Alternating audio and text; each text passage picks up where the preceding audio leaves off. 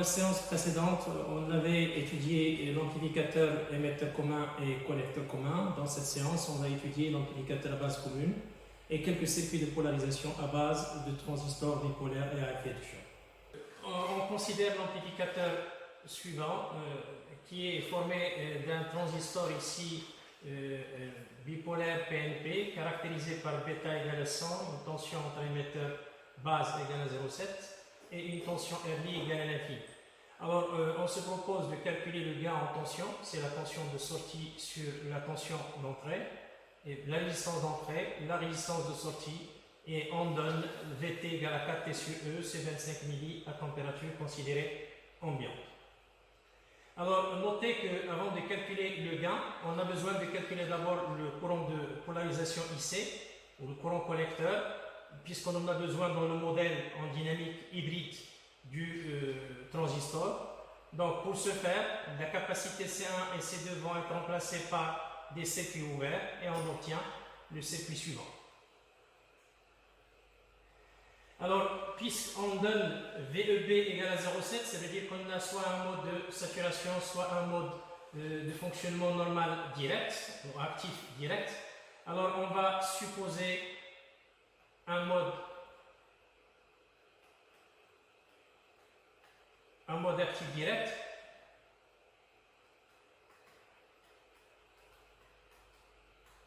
Alors là, en utilisant cette fois-ci la maille L1, on peut écrire l'équation sous la forme suivante ici, moins VEB plus moins RE IE, donc en utilisant la maille qui est ici, plus VE égale à 0.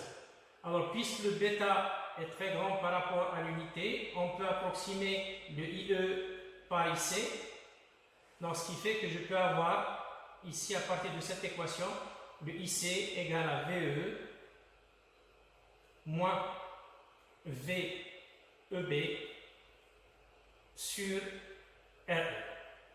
Donc ici, VE c'est 5 volts, moins 0,7 sur la résistance c'est 1,5 kg et le kilo va se transformer ici en haut en milliampères. Donc c'est à peu près 2,86 milliampères. Alors le courant IC étant calculé, il faut calculer la tension émetteur-collecteur pour pouvoir vérifier est-ce que la supposition en mode actif direct est juste ou non. Alors pour ce faire, on va utiliser la maille M2. Alors avec la maille M2, donc on peut écrire l'équation suivante ici. Vous aurez moins VE plus RE IE plus VEC plus RC IC moins VCC égale à 0. Ce qui fait que toujours avec le bêta qui est très grand par rapport à 1 et la supposition IC ou l'hypothèse IC sensiblement égale à IE, on peut écrire que la tension entre émetteur et collecteur est à peu près la somme de VE plus VCC moins la somme des résistances RE plus RC multiplié par IC. Alors si on passe aux applications numériques, vous avez VE C5 plus 15, moins la somme des résistances 3 plus 1,5, c'est 4,5, qu'on multiplie par IC égale à 2,86 milliampères. Donc ici, je vais simplifier en fait les millis, parce que les kilos avec les millis, ça va simplifier. Donc le tout en volts. Et là, c'est à peu près 7,13 volts. Alors, notons que VEC étant supérieur à VEB, donc on a effectivement mode actif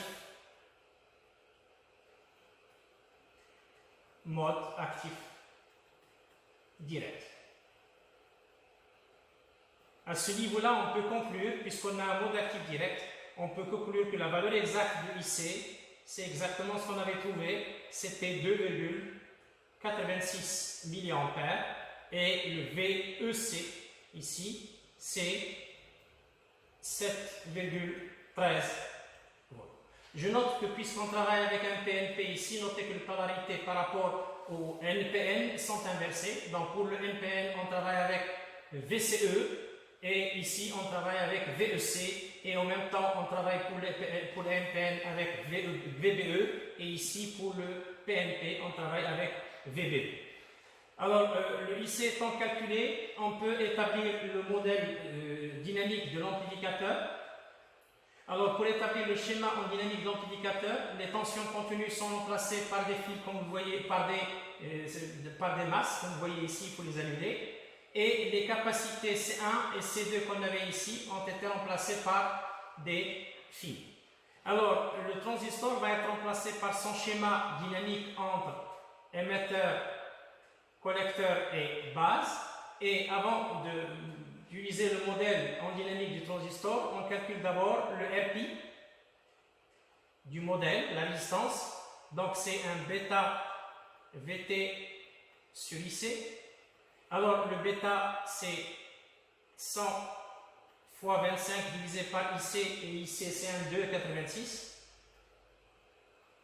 Donc 25 milli avec 2,86 milli va simplifier et ça vous donne ici le RPI de l'ordre de 874 ohms.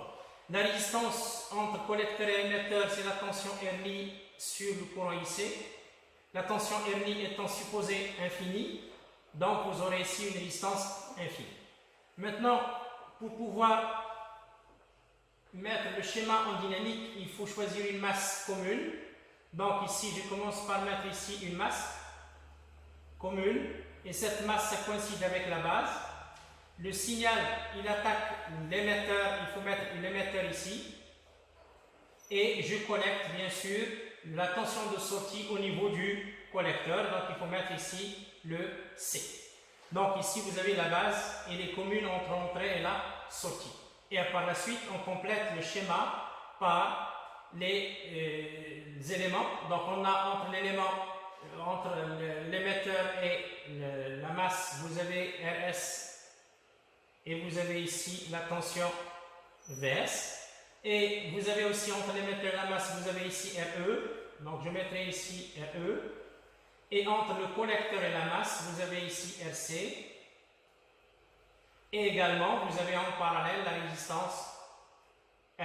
Vous avez ici la tension de sortie, la tension d'entrée, c'est à ce niveau-là, le courant d'entrée I indice I.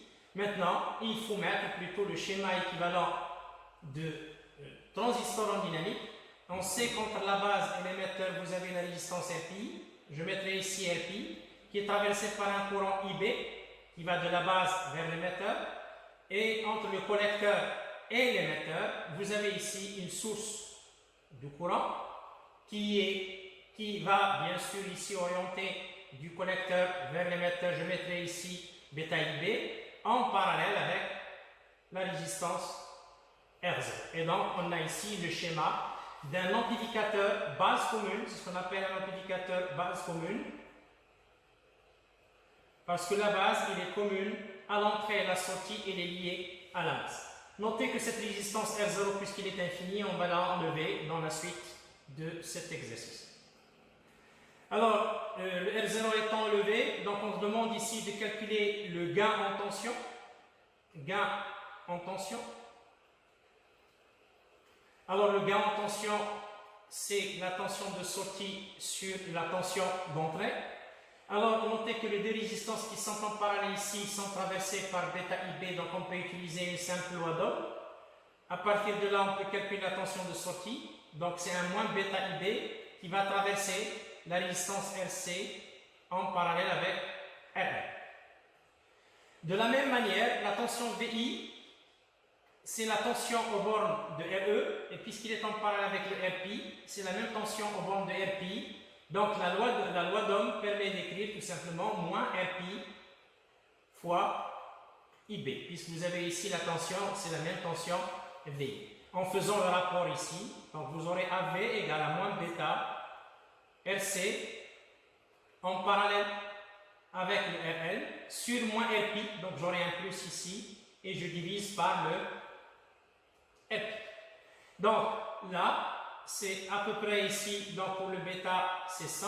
La mise en parallèle de 2, c'est 1,83 kg, que je divise par RPI. RPI, on vient de le calculer, c'est 0,874. Et là, tout calcul fait, on aura tout simplement un gain de l'ordre de 209,4 ici pour le gain en tension. Maintenant, on passe à la résistance d'entrée. Donc, résistance d'entrée ici. Cette résistance d'entrée RI, c'est la tension VI sur I indice I. Notez, puisque le courant I va rentrer dans une mise en parallèle de deux résistances ici. Donc, on commence d'abord par calculer le courant I indice I. C'est le courant qui va traverser la résistance RE, c'est VI sur RE, plus le courant qui va traverser, bien sûr, la branche qui est ici, mais cette branche-là, c'est bêta IB plus le IB. Donc, je mettrai ici un moins, bêta plus 1, IB. Donc, là, je vais approximer, puisque le bêta est très grand par rapport à 1, donc c'est un VI sur RE moins bêta IB. Notez aussi que IB, je peux le calculer en utilisant la loi d'Ohm ici, donc VI. Donc le IB, il s'écrit comme moins VI sur RPI, parce que c'est le courant qui traverse le RPI. En remplaçant ici, donc je peux avoir la résistance d'entrée, c'est le I indice I sur VI, le tout à la puissance moins 1. Donc c'est 1 sur RE ici. Vous avez là, le moins avec le moins que vous avez ici, vous aurez un bêta sur RPI, le tout à la puissance moins 1. Donc 1 sur RE, c'est 1 sur 1,5, plus bêta, c'est 100, divisé par RPI, c'est 0,874. C'est plutôt ici, on transforme toutes les résistances en kilos pour avoir le résultat ici en kilos. Et là, donc si on fait le calcul, on trouve ici à peu près 8,7 ohms. Maintenant, on finit par cet exercice par la résistance de sortie. Donc pour établir la résistance de sortie, il faut remplacer Vs ici qui est la source indépendante ici par un fil et éliminer également la charge. Et ici, ce qu'on va faire par la suite, on va remplacer l'entrée ici par un court-circuit et ici, on alimente la sortie par un générateur E0 qui débite un courant I0. Et puis, la résistance de sortie, il est donné par E0 sur I0. On commence d'abord par calculer I0. I0, c'est le courant qui passe ici, donc c'est E0 sur RC, plus le courant qui est ici, c'est un plus bêta fois IB. Maintenant, pour pouvoir calculer IB, on va utiliser cette maille que je désigne ici par la maille M. Donc, cette maille nous permet d'écrire tout simplement ici, puisque le bêta plus 1 IB qui est là va traverser la mise en parallèle qui est ici. Donc, je peux avoir ici moins RS en parallèle avec RE, fois bêta plus 1 IB est ici. Alors là, moins RPI fois IB égale à 0. Donc ça, c'est avec la maille M. Alors, avec cette maille M, ça peut nous donner directement comme résultat ici que le courant IB égale à 0. Donc, si IB égale à 0, on peut déduire que la résistance de sortie n'est rien d'autre que RC. Et c'est égal à 3 kg. Maintenant, on passe à notre exercice. Dans cet exercice ici, on considère un circuit de polarisation qui comporte deux transistors, un transistor à effet de champ, le canal N, et un transistor bipolaire NPN. Le transistor bipolaire Q1 est caractérisé par bêta égale à 170, cette fois-ci c'est pas 100, et V2 égale à 0,7. Et le Q2 est caractérisé par un courant max IDSS de 12 mA et une tension de pincement de moins 3. Alors on demande de calculer le IC, la tension grille source et le courant drain. Donc, la résistance RT, c'est 1 sur R1 plus 1 sur R2 à la puissance moins 1. Donc, 1 sur 18 plus 1 sur 220 puissance moins 1 kg. Et ça vous donnera ici 16,64 kg. La même chose, ET ici, c'est R1, ici, fois VCC sur la somme de R1 plus R2. Donc là, c'est 24 multiplié par 18 sur 18 plus 220. Et donc là, ça vous donnera 1,81 volts. Maintenant, là, plutôt en supposant un mode de fonctionnement actif normal pour le transistor Q1 qui est bipolaire. Donc ici, on peut calculer suivant la maille M1. Ça nous donne le résultat ici IC de la même technique qu'on avait utilisée. Donc c'est ET moins VBE sur RT sur bêta plus RE. Donc c'est 1,81 moins 0,7 sur RT. RT c'est 16,64 divisé par 170. Ici le bêta égale à 170. Plus un RE égale à 1 kg, le tout en milli. Et donc ça vous donnera ici 1 à peu près égal à 1 milli. Donc ici le IC égale à 1 milli. Maintenant, pour pouvoir justifier bien sûr l'hypothèse d'un fonctionnement en mode actif normal direct, il faut calculer la tension VCE et pour la calculer, il faut utiliser ce chemin que vous avez ici, donc ou cette maille. Alors avec cette maille ici, on peut, donc cette maille on va la noter maille par exemple 0 ici. Avec la maille 0, je peux écrire tout simplement VCC égale, là puisqu'il y a un courant gris qui est nul, donc le courant IC et le IE ici qui sont sensiblement égaux, donc j'aurai VCE égale à VCC moins la somme des résistances RE plus RC, le tout fois IC. Alors VCC c'est 24 moins la somme des résistances ici 10 plus 1 c'est 11 multiplié par le courant de 1 milli, donc kilo avec les milli, le tout ça vous donnera ici 13 volts. Donc notez ici que on a calculé VCE mais on a un VCE qui est supérieur à VBE. Donc, ici, le mode est actif direct.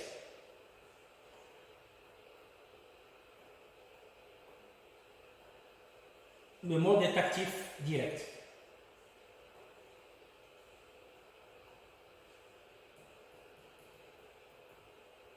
Donc ici, c'est 1 milliampère. Maintenant, il faut calculer plutôt le courant drain. Et le courant drain, c'est le courant qui passe ici. Alors, pour le calculer, on va supposer que vous avez le transistor Q2 qui fonctionne en saturation. Donc, je peux mettre ici une supposition Q2 en saturation. Alors, dans ce cas-là, je peux utiliser la maille qui est ici, en passant par ce chemin jusqu'à VCC. Donc, je peux écrire avec l'équation de maille ici M2. Cette maille se traduit par l'équation suivante, moins RS ID, parce que le courant ID, vous l'avez ici, c'est le même courant que vous avez là, plus moins VGS, moins RC IC plus VCC égale à 0. Et en remplaçant ID par sa valeur, donc, et en multipliant par moins, j'aurai ici RSK, facteur de VGS moins VP, le tout au carré, plus VGS plus RCIC moins VCC égale à 0.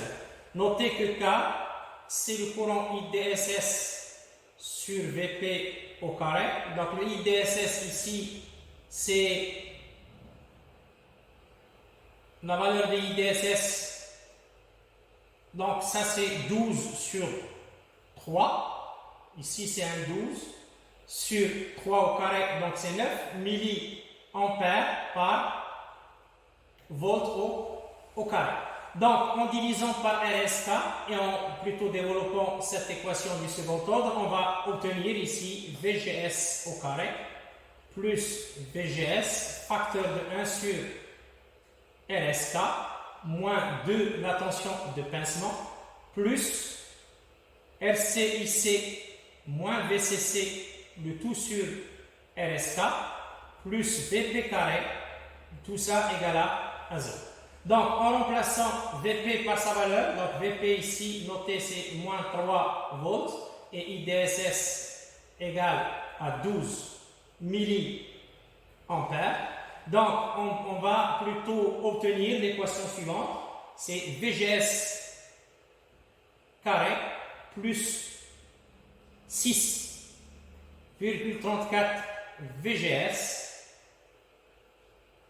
plus 4,21 égale à 0. Donc, cette équation du second ordre admet deux racines. Donc, je mettrai ici les racines de l'équation. En fait, il y en a deux. Il y a VGS1 à peu près égal à moins 0,755 volts. Et VGS2, c'est à peu près moins 5,58 volts. Alors maintenant, quelle est la valeur exacte de VGS? En fait, la valeur, c'est celle qui correspond. Donc, il faut avoir que VGS soit entre la tension de pincement pour avoir un courant nul et 0. Et la tension de pincement ici égale à moins 3 volts, ce qui entraîne que VGS, il prend la valeur en fait de moins 0,755 volts. Donc la tension VGS étant déterminée, on va calculer ID avec la formule suivante. ID, c'est K facteur de VGS moins la tension de pincement au carré. Mais K, on va le remplacer par IDSS sur VP au carré. On peut avoir la relation suivante ici. Usuelle, c'est 1 moins VGS sur VP, le tout au carré. Donc, je remplace ici par 12 milli, que je multiplie par moins, et là, j'aurai un 0,700 sur 3, le tout au carré, ampères. Alors, si on fait le calcul ici, c'est à peu près 6,72 milliampères. Maintenant, le courant ID étant calculé, il faut impérativement calculer la tension VDS pour pouvoir justifier est-ce que l'hypothèse d'un mode de fonctionnement de saturation est juste. Alors là, on va suivre le chemin qui est ici pour pouvoir calculer le VDS. Donc, avec la maille que je vais noter maille 3, ici, donc la maille 3, nous permet d'avoir donc l'équation suivante. Donc on peut avoir VDS égale à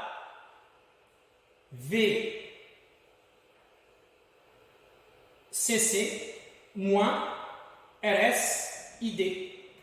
Donc ici c'est un 24, moins RS c'est 2,2 multiplié par 6,72 milli. Donc ça va simplifier le tout en volts. Et là, ça vous donne un VDS de l'ordre de 9,21 volts. Maintenant, il faut comparer le VDS par rapport à VGS moins VP. On va calculer VGS ici moins VP, la tension de pincement. La tension VGS moins VP ici, c'est un moins 0, plus 3. Et cette quantité, il est clair qu'il est inférieur par rapport à 9,21. Donc, le fonctionnement est effectivement en saturation.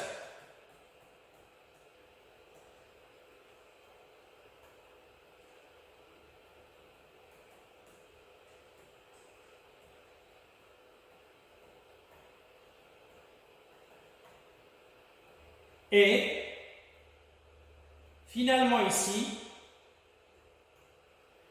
ID égale à 6,72 milliampères et la tension VDS 9,21 volts.